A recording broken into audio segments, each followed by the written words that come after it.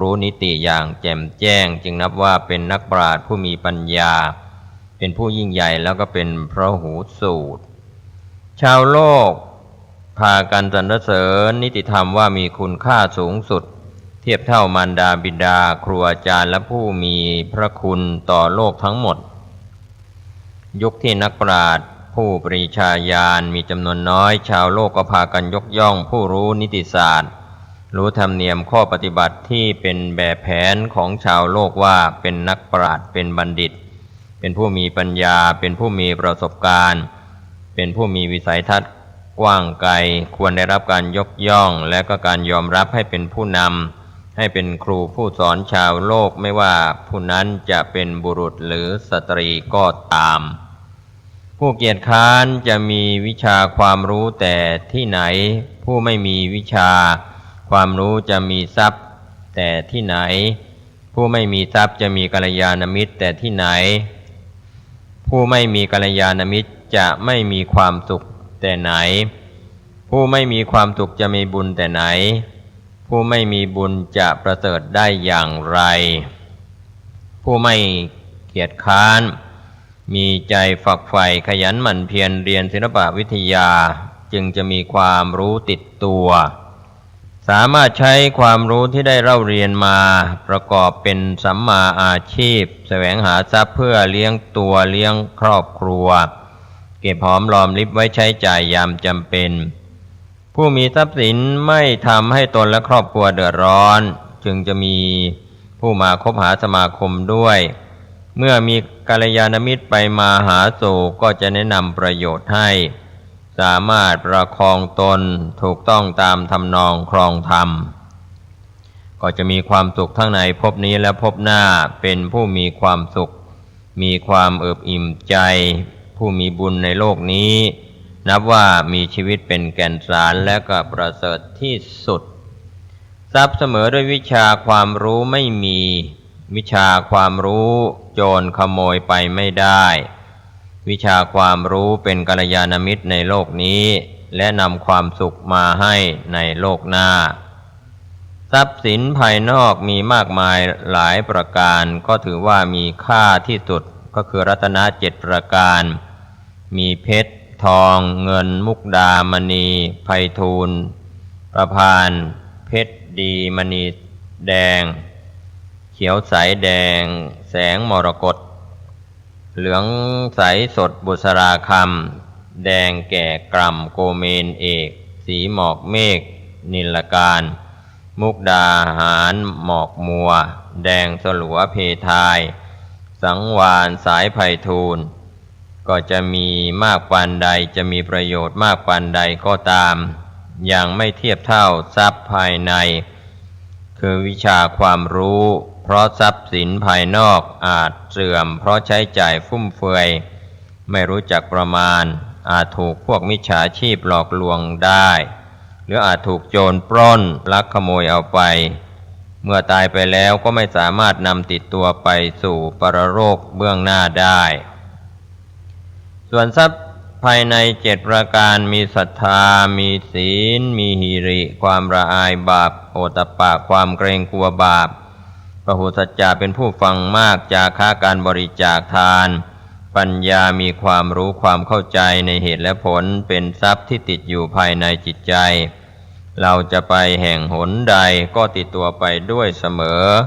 โจรก็หลอกลวงแย่งชิงเอาไปไม่ได้เป็นเพื่อนแท้ในโลกนี้และนำความสุขมาให้ในโลกหน้าถือว่าเป็นทรัพย์ที่ประเสริฐสุด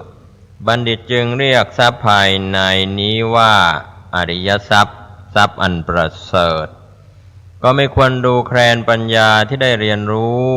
มาว่ามีเล็กน้อยควรจดจำปัญญาที่ได้เรียนรู้มาไว้ในจิตใจปัญญาจะค่อยๆเพิ่มพูนขึ้น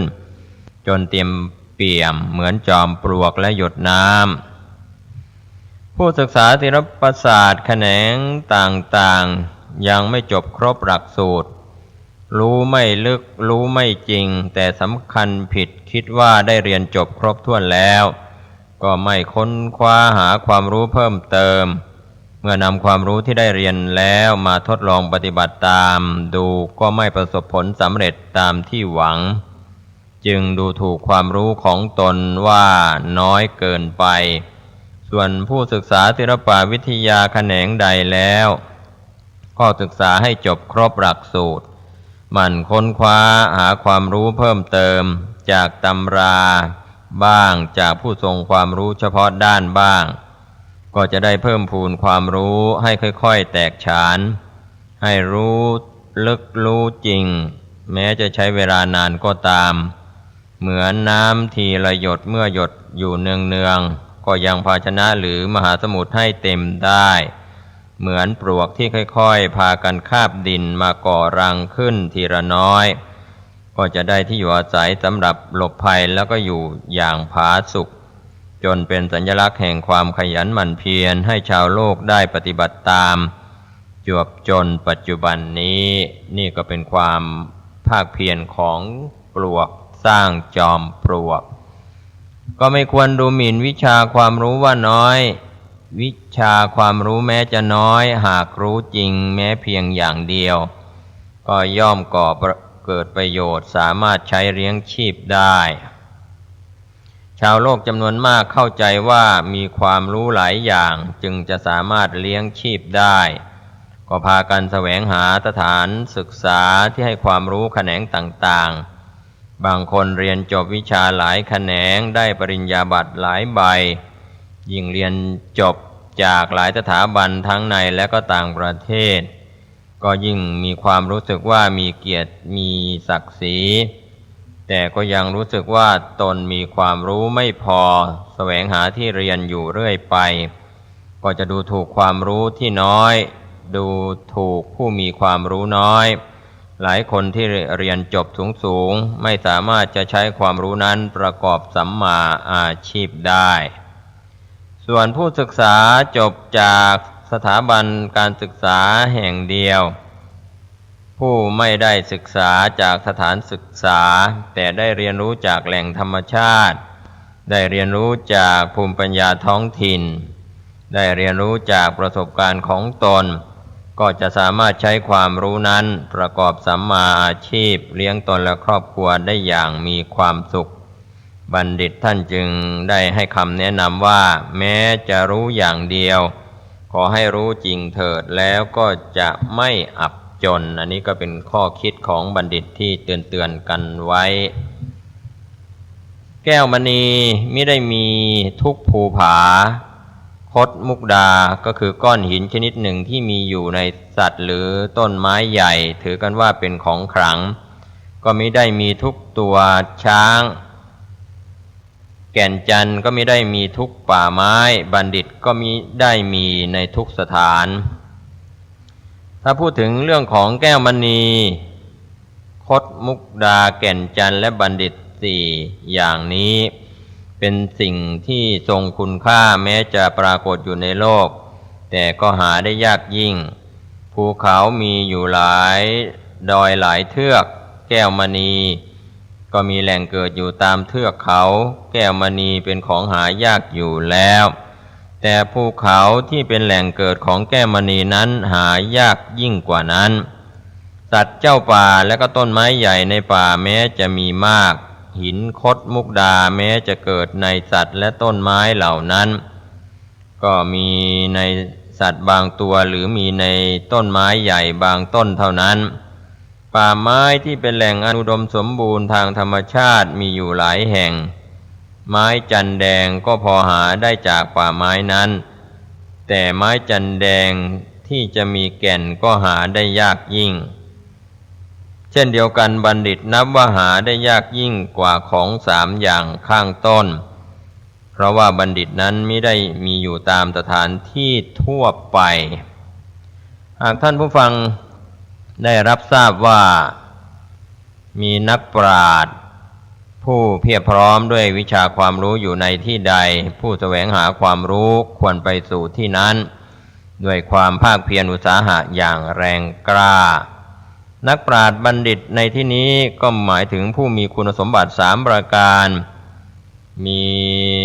สุกตะก มการีผู้มีปกติทำแต่กรรมดีสุภาทิตาภาสีผู้มีปกติพูดแต่คำที่ดีสุจินติตะจินตีผู้มีปกติคิดแต่สิ่งที่ดีนอกจากนั้นยังมีคุณสมบัติเสริมอีกหลายอย่างเช่นละอายในสิ่งที่ควรละอายกล้าในสิ่งที่ควรกล้าสงบเสงี่ยมเหล่านี้เป็นต้นเหตุที่ท่านที่เป็นบัณฑิตมีคุณสมบัติครบเช่นนี้ก็ถือว่าได้พบบัณฑิตได้ฟังคำแนะนำของบัณฑิตศึกษาค้นคว้าแล้วก็ประพฤติปฏิบัติตามคำแนะนำสั่งสอนของบัณฑิตจำนวนหลากหลายเหล่านี้เราก็ทราบกันว่าท่านอยู่ที่ใดณแห่งใดใกล้หรือไกลต้องพยายามเข้าไปพบหาสนทนาด้วยไต่ถามตั้งใจฟังคำแนะนำแล้วก็นำมาทดลองปฏิบัติตามไม่ว่าจะเหนื่อยยากสักปานใดจนกว่าเราจะมีคุณสมบัติเช่นท่าน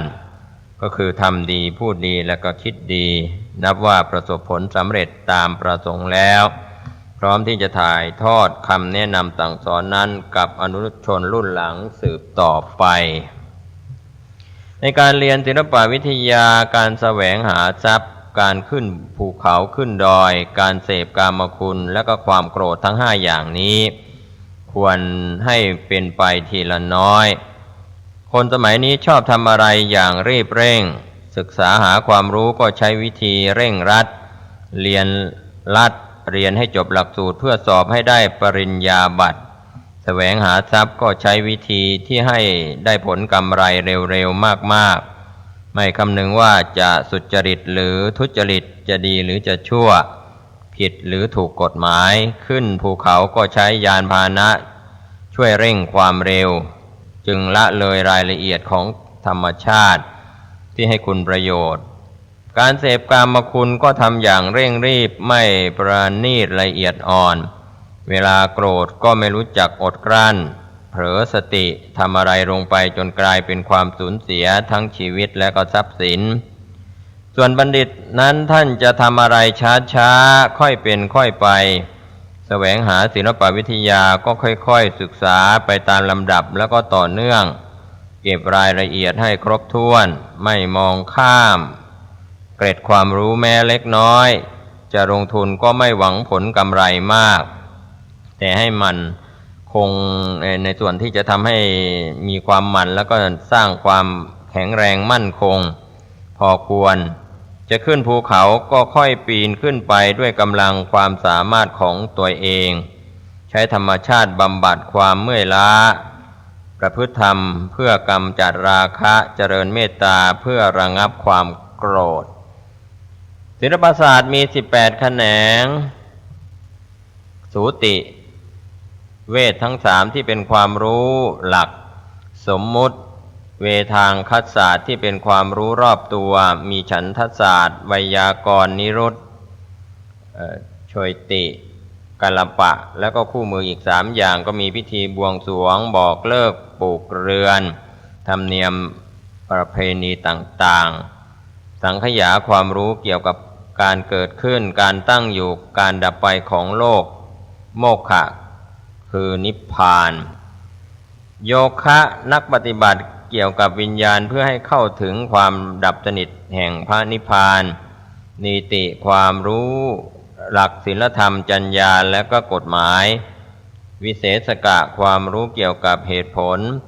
โดยการอ้างบุญบาปมาเป็นประทัดฐานขันธพะวิชานาฏศิลป์คณิกาวิชาคำนวณธนุเพศวิชายิงธนูปุราณวิชาโบราณคดีเกี่ยวกับพงศาวดารดั้งเดิม